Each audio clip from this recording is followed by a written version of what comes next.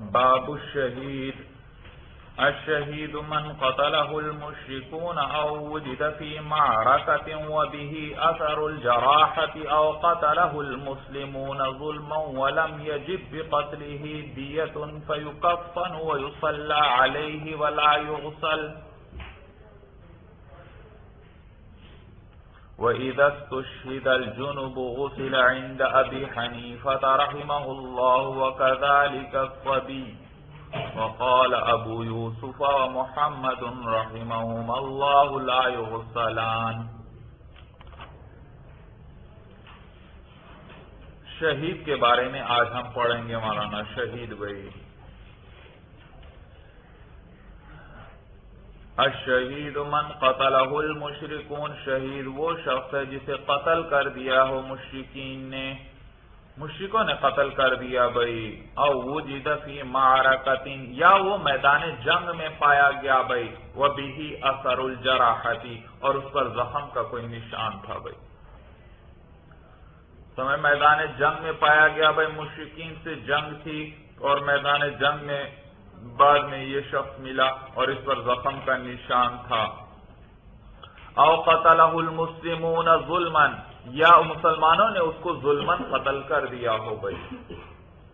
مسلمانوں نے کیا کیا ہو؟ ظلمن اسے قتل کر دیا ہو بھائی. وَلَمْ يَجِبْ بِقَتْلِهِ دِيَةٌ، اور واجب نہ ہوتی ہو اس کے قتل سے دیت بھائی. دیت آپ جانتے ہو بھائی.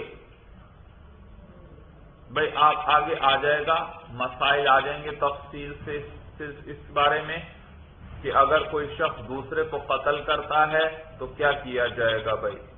تو وہاں آپ کو بتلائیں گے اگر جان بوجھ کر قتل کیا ہے اور ایسی چیز سے قتل کیا ہے جس کے ذریعے قتل کیا جاتا ہے، مثلا بندوق سے گولی مار دی، یا مولانا تلوار سے قتل کیا، یا کسی چھری وغیرہ سے مار دیا، یا خنجر سے مار کر قتل کر دیا، تو ان صورتوں کے اندر یہ قتل ہے جان بوجھ کر، قتل عمد ہے، قتل عمد بھائی، ارادے کے ساتھ جان بوجھ کر قتل. اس صورت میں اس قاتل سے قصاص لیا جائے گا بھائی. کیا کیا جائے گا؟ لیکن اگر یہ قتل غلطی سے ہوا، مثلا میں نے جیسے ذکر کیا تھا ایک شخص نے شکار پر گولی چلائی اور وہ گولی شکار کو لگنے کے بجائے غلطی سے پیچھے کھڑے ہوئے ایک آدمی کو لگی، تو اب یہ قتل جان بوجھ کر نہیں ہے، غلطی سے ہے، تو اس کو قتل خطا کہتے ہیں. اور اس صورت کے اندر قصاص نہیں آتا بلکہ قاتل سے دیت لی جائے گی بھائی. قاتل سے کیا کیا جائے گا؟ دیت لی جائے گی. اور وہاں تفصیل بھی آ جائے گی. یہ دیت صرف قاتل پر نہیں آتی بلکہ اس کے سارے خاندان، سارے قبیلے والوں کو دینا پڑے گی بھائی. سارے قبیلے والے دیں گے بھائی. اور 3 سال کے اندر دینا ہوتی ہے بھائی. دیکھو کتنا کھلا وقت دے دیا بھائی، 3 سال کے اندر. اور یہ 100 اونٹ ہیں بھائی، 100 اونٹ بھائی، اور سارے قبیلے والے دیں گے. تو کوئی یوں سمجھو ہر شخص پر تھوڑا تھوڑا سا مال آ جائے گا، قبیلے کے ہر شخص. تو کہتے اب شہید کی بات چل رہا ہے، کہتے ہیں قتلہ المسلمون ظلما، یا مسلمانوں نے اسے ظلمن قتل کیا ہو. ولم یجب بقتلہ دیت، اور اس کے قتل کی وجہ سے دیت بھی واجب نہ ہوتی ہو. صورت سمجھ میں آ گئی؟ دیت تو کس میں آئے گی؟ مثلا قتل خطا وغیرہ میں آئے گی. تو یہ جو قتل خطا وغیرہ میں، اس صورت میں تو پھر اس شخص کا یہ حکم نہیں ہے مولانا جس کے قتل کی وجہ سے کیا آتی ہو؟ دیت آتی ہو. اس کا یہ حکم نہیں ہے بھائی. تو یہ شہید جو ہے فَيُكَفَّنُ وَيُصَلَّى عَلَيْهِ، اس کو کفن دیا جائے گا. وَيُصَلَّى عَلَيْهِ، اور اس پر نماز پڑھی جائے گی. وَلَا يُغْسَلُ، اور غسل نہیں دیا جائے گا، غسل نہیں دیا جائے گا. مسئلہ آپ کو پتہ چل گیا بھائی. جسے کافروں نے قتل کیا ہے یا میدان جنگ میں وہ قتل کیا ہوا ملا اور اس پر زخم کا نشان بھی ہے بھائی، یا مسلمانوں نے اس کو کیا کیا ہے؟ ظلمن قتل کیا. یا اس کسی کو مثلا بھائی آج کل تو عام ہے، کسی کو ڈاکو مار جاتے ہیں کوئی شخص کو دوسرا ویسی بلا وجہ گولیاں مار کر چلا گیا، یہ سارے اس کے اندر داخل ہو گئے بھائی، لہذا ان کو اب کیا کیا جائے گا؟ غسل نہیں دیا جائے گا، ہاں البتہ کفن دیا جائے گا اور نماز جنازہ پڑھی جائے گی بھائی۔ وَإِذَا اسْتُشْهِدَ الْجُنُبُ غُسِلَ عِنْدَ أَبِي حَنِيفَةَ رَحِمَهُ اللَّهُ، اور جب شہید ہو جائے جنبی، حالت جنابت میں کوئی شخص شہید ہو گیا، دیکھو عربی میں اس شہید ہونے، کوئی شہید ہو جائے تو کہتے ہیں مثلا زید شہید ہو گیا، تو کیسے کہیں گے؟ استشہد زید، کیسے کہیں گے؟ ہاں یہ استشہدہ پڑھتے ہیں بھائی، شہیدہ نہ کہنا شہیدہ زید، شہیدہ کا معنی حاضر ہونا یا گواہی دینا، استشہدہ زید، تو کہتے ہیں وَإِذَا اسْتُشْهِدَ الْجُنُبُ، اور جب شہید ہو جائے جنبی حالت یعنی حالت جنابت میں کوئی شخص شہید ہو جائے، غُسِلَ عِنْدَ أَبِي حَنِيفَةَ رَحِمَهُ اللَّهُ، تو غسل دیا جائے گا اسے امام اعظم ابو حنیفہ رحمہ اللہ کے نزدیک۔ وَكَذَلِكَ الصَّبِيُّ، اور اسی طرح بچہ ہے، اسی طرح بچہ ہے بھائی، امام صاحب کیا فرماتے ہیں بھائی، اگر کوئی جنابت میں شہید ہو جائے تو کیا کیا جائے گا؟ اسے غسل، عام شہید کو تو غسل نہیں دیا جاتا لیکن اس کو غسل دیا جائے گا، اور اسی طرح بچہ ہے، یعنی اگر بچہ شہید ہو جائے تو اس کو بھی کیا کیا جائے گا؟ غسل دیا جائے گا۔ وقال ابو یوسف ومحمد رحمہم اللہ لا یغسلان، اور امام ابو یوسف اور امام محمد رحم اللہ فرماتے ہیں ان دونوں کو بھی غسل نہیں دیا جائے گا۔ ولا يغسل عن الشهيد دمه ولا ينزع عنه ثيابه وينزع عنه الفرو والحشو، اور دھویا نہیں جائے گا شہید سے اس کے خون کو بھائی، شہید سے اس کو خون کو نہیں دھویا جائے گا اسی طرح خون لگا ہوا ہو۔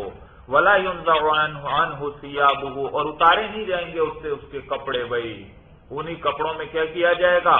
دفن کیا جائے گا، خون بھی اسی طرح لگا ہو، کپڑے بھی اسی طرح پہنے ہو جن میں شہید ہوا ہے۔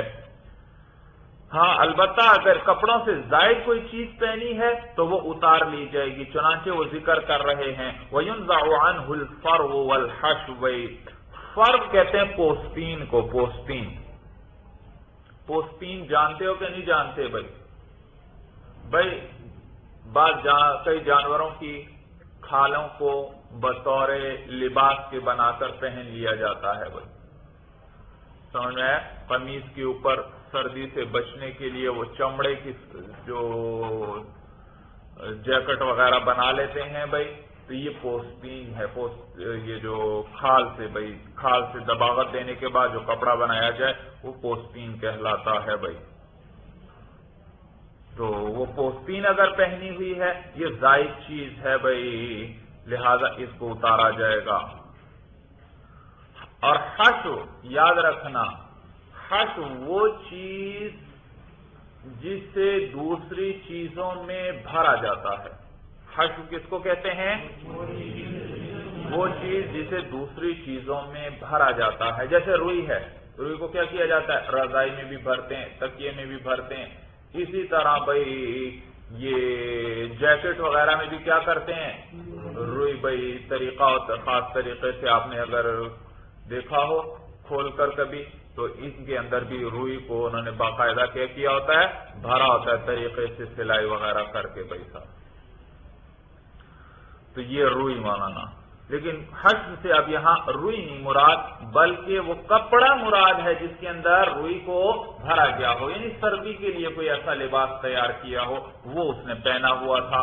یا جنگ کے اندر کیا ہوتا تھا بھائی، تلواروں سے لڑائی ہوتی تھی تو موٹی چیزیں پہن لیتے تھے تاکہ تلوار کا زخم فوری نہ لگے، کچھ نہ کچھ تلوار کے زخم سے حفاظت ہو جائے، تو وہ لوہے کا لباس بھی پہنتے تھے جسے زرم کہتے تھے، اور اس کے علاوہ ریشمی کپڑے بھی استعمال کیے جاتے تھے کیونکہ ریشمی کپڑے پر بھی تلوار پھسل جاتی ہے، اس کو کاٹتی نہیں ہے بھائی۔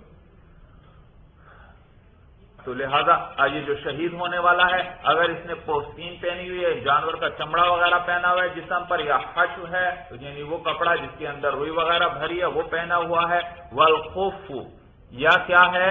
موزے ہیں وسیلہ اور ہتھیار ہیں، اسلحہ ہے، تو یہ چیزیں اس سے اتار لی جائیں گی بھائی.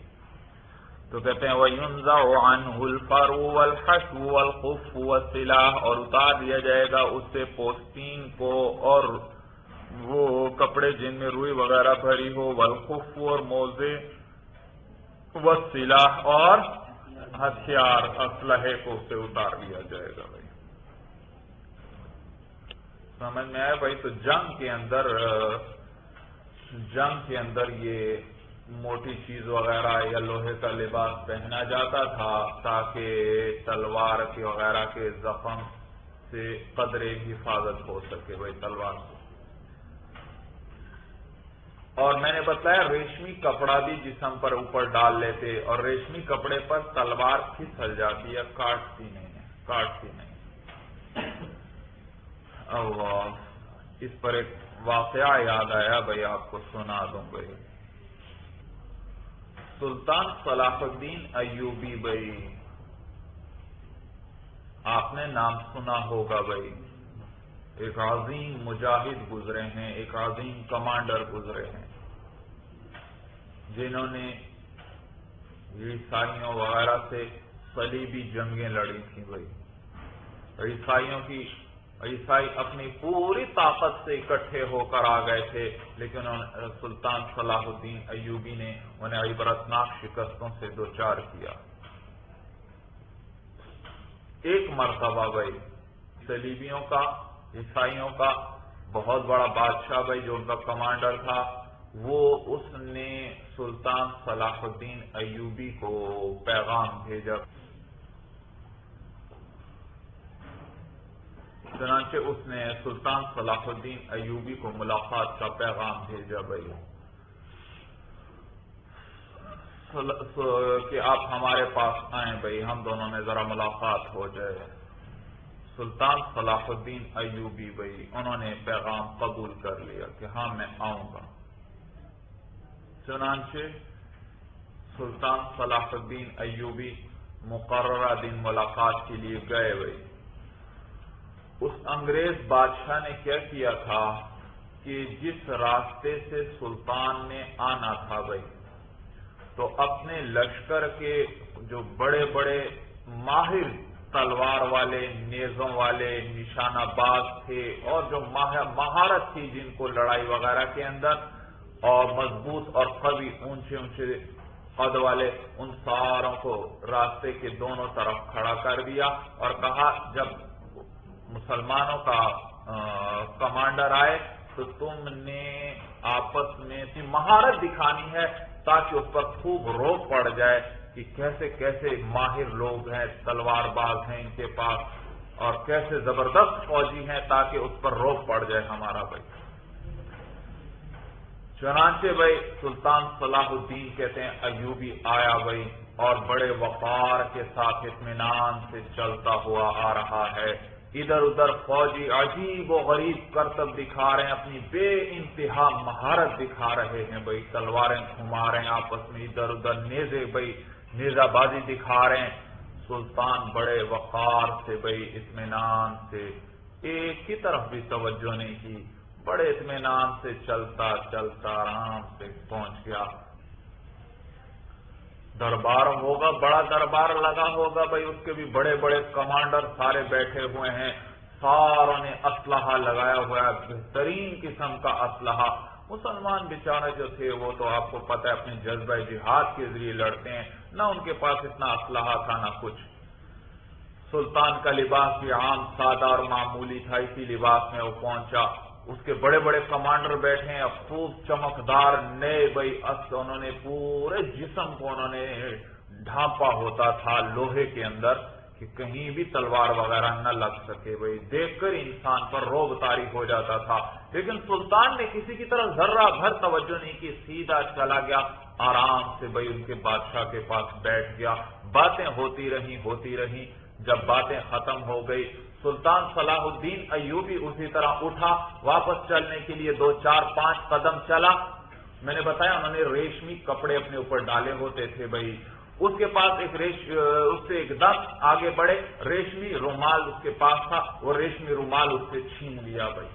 ریشمی رومال چھین لیا اور اسے یوں ہوا میں اچھالا اور پھر اگلے لمحے سے ایک دم نیام سے تلوار نکالی اور بجلی کی طرح چمکی اور ہوا میں گھوم گئی تلوار بھائی، اور اگلے لمحے ساروں نے حیرت انگیز منظر دیکھا کہ وہ رومال جو ہوا میں اچھالا تھا سلطان نے وہ 2 ٹکڑے ہو کر زمین پر گر گیا بھائی۔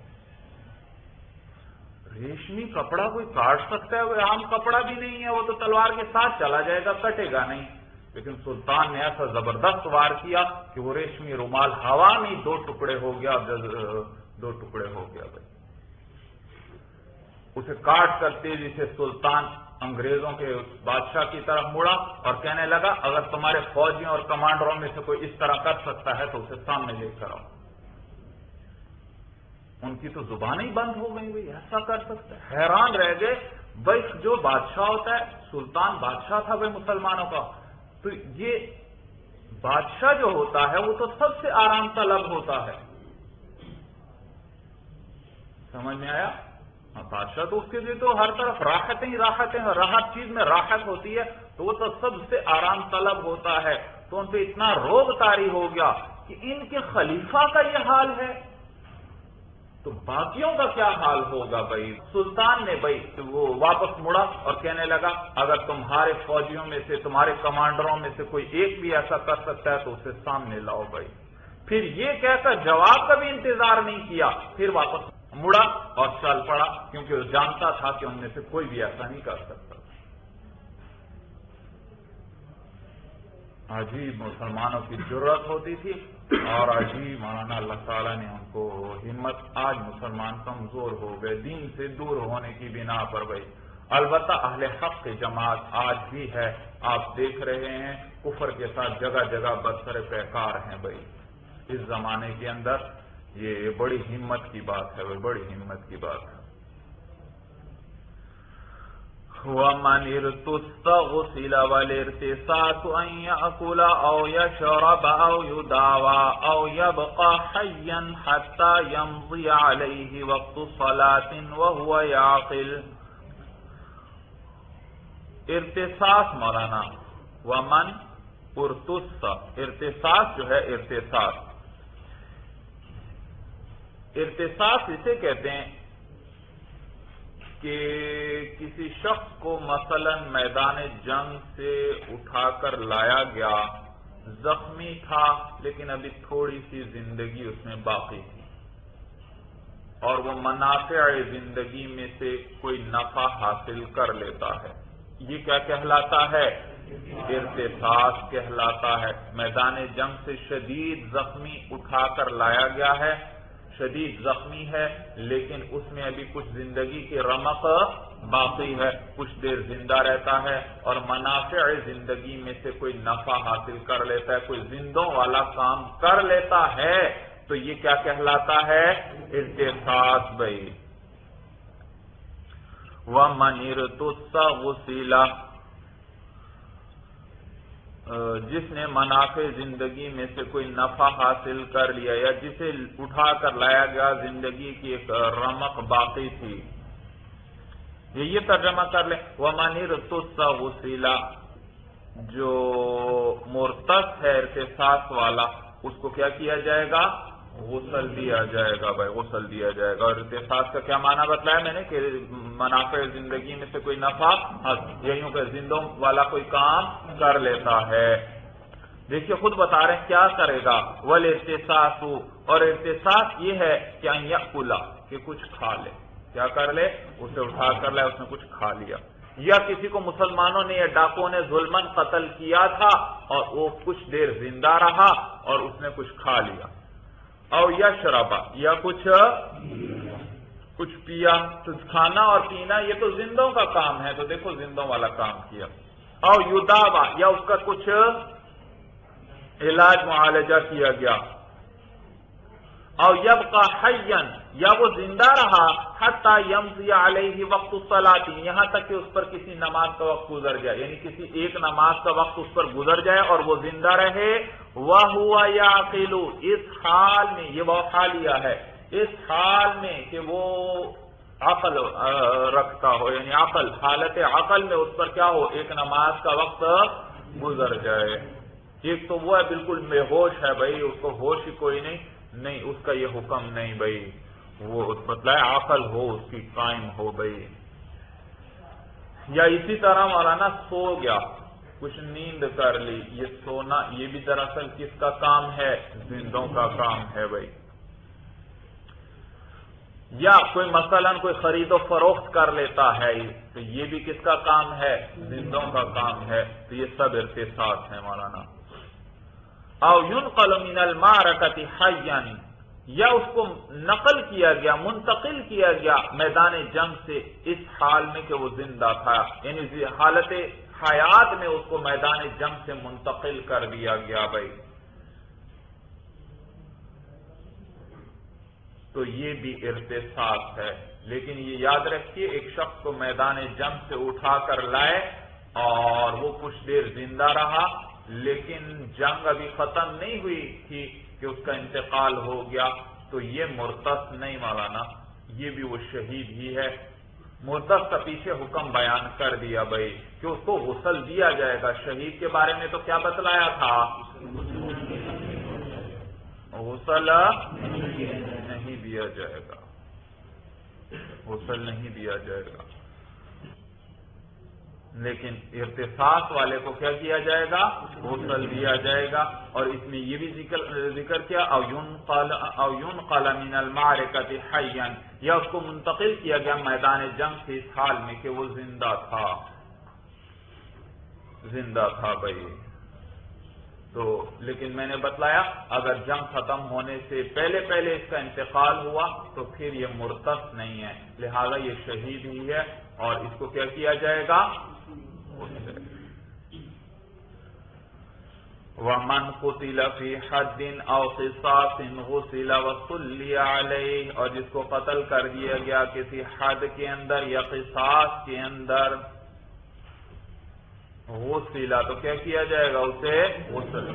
حد میں کسی کو قتل کر دیا گیا، آپ جانتے ہیں شادی شدہ اگر زنا کر لے تو اس کی سزا رجم ہے، اسے سنسار کیا جائے گا، پتھر مار مار کر ختم کر دیا جائے گا۔ تو دیکھو یہ حد میں قتل کیا گیا ہے، یا ایک قصاص میں مارا گیا، ایک کسی نے دوسرے کو جان بوجھ کر آلہ قتل سے قتل کیا تھا تو قصاصاً اس کو بھی کیا کر دیا گیا؟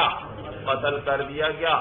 تو لہذا اس صورت میں بھئی اب یہ ظلماً قتل نہیں ہوئے، ہم نے تو کہا مارنے والے تو ان کو مسلمان ہی ہے، لیکن یہ قتل ظلماً نہیں ہے بھئی، تو لہذا غسل وصلی علیہ، ان کو غسل دیا جائے گا اور ان پر نماز پڑھی جائے گی۔ وَمَنْ قُتِلَ مِنَ الْبُغَاةِ أَوْ قُطَّاعِ الطَّرِيقِ لَمْ يُصَلَّ عَلَيْهِ، اور جس کو قتل کیا گیا باغیوں میں سے، کس میں سے؟ باغیوں میں سے، او قطاع الطریق، یا ڈاکوؤں میں سے، لم یصلی علیہ، تو اس پر نماز نہیں پڑھی جائے گی بھئی۔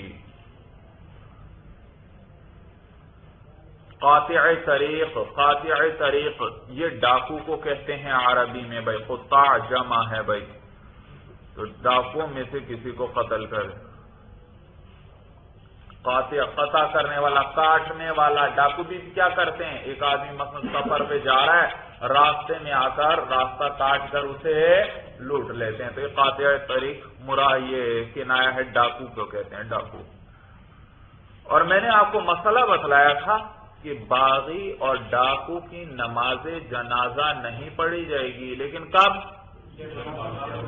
جب اسی وقت لڑائی کے اندر بھائی بغاوت کی لڑائی لڑ رہے ہیں، اس وقت اس کو قتل کر دیا گیا، یا ڈاکو کو ڈاکہ ڈالتے ہوئے قتل کیا گیا، تو اب ان کی نماز جنازہ نہیں ہوگی بھائی، نہیں پڑھی جائے گی۔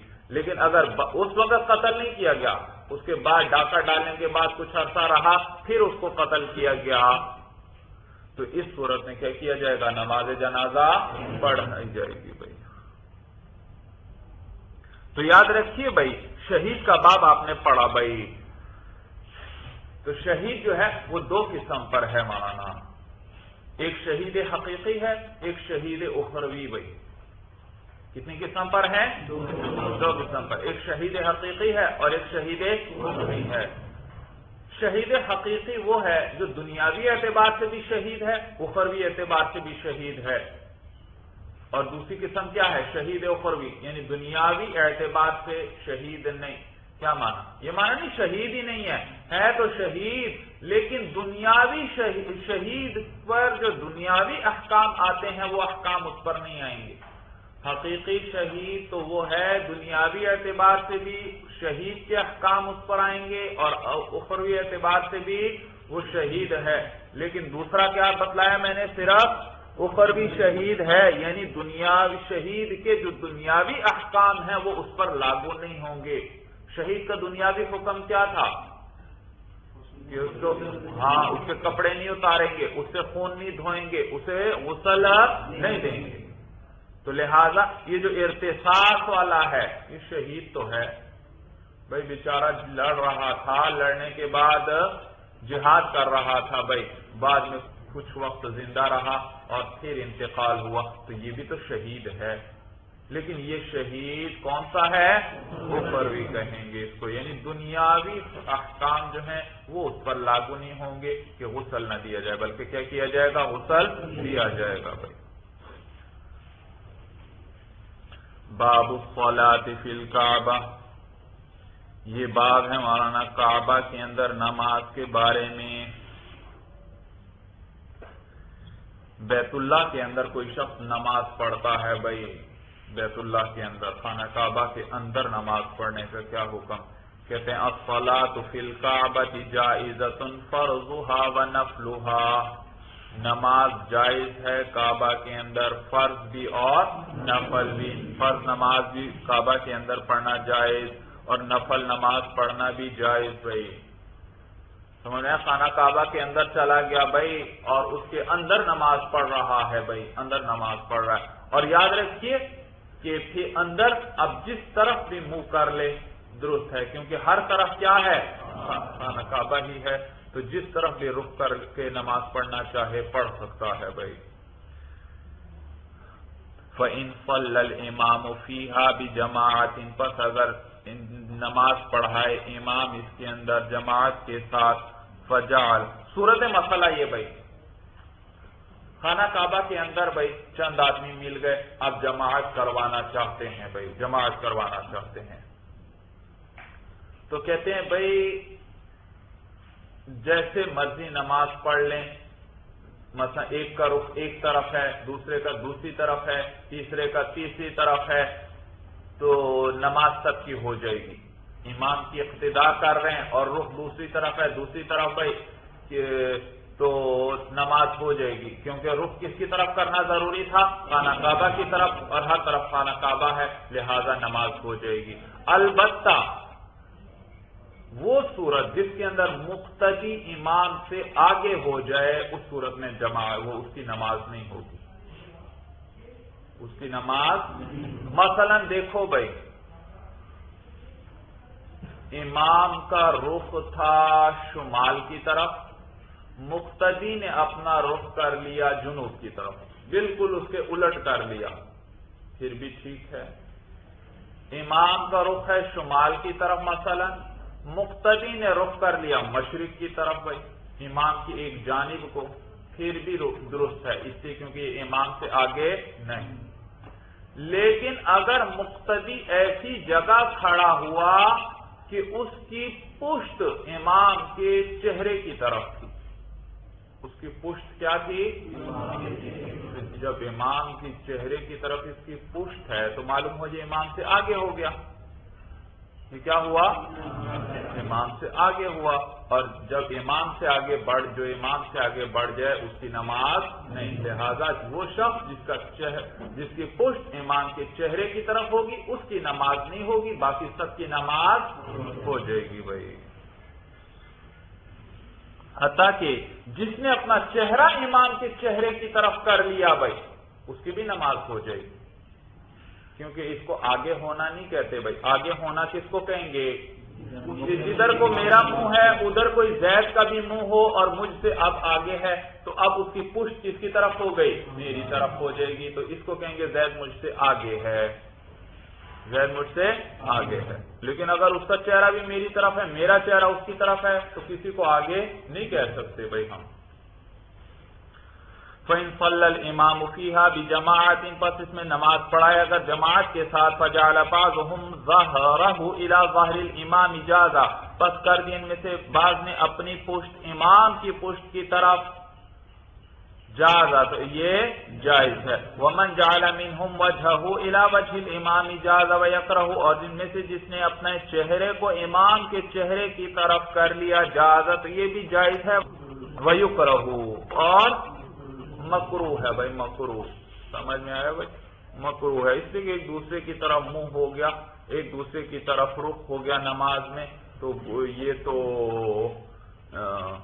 کیا ہو جائے گا سجدہ وغیرہ رکوع وغیرہ ایک دوسرے کی طرف ہو جائیں گے لہذا اس لیے کیا ہے مکروہ ہے بھائی وَمَنْ جَعَلَ مِنْهُمْ ظَهْرَهُ إِلَى وَجْهِ الْإِمَامِ لَمْ تَجُزْ صَلَاتُهُ اور جس نے کیا اپنی پشت کو امام کے چہرے کی طرف تو اس کی نماز جائز نہیں ہے وَإِذَا صَلَّى الْإِمَامُ فِي الْمَسْجِدِ الْحَرَامِ تَحَلَّقَ النَّاسُ حَوْلَ الْكَعْبَةِ وَصَلَّوْا بِصَلَاةِ الْإِمَامِ فَمَنْ كَانَ مِنْهُمْ أَقْرَبَ إِلَى الْكَعْبَةِ مِنَ الْإِمَامِ جَازَتْ صَلَاتُهُ إِذَا لَمْ يَكُنْ فِي جَانِبِ الْإِمَامِ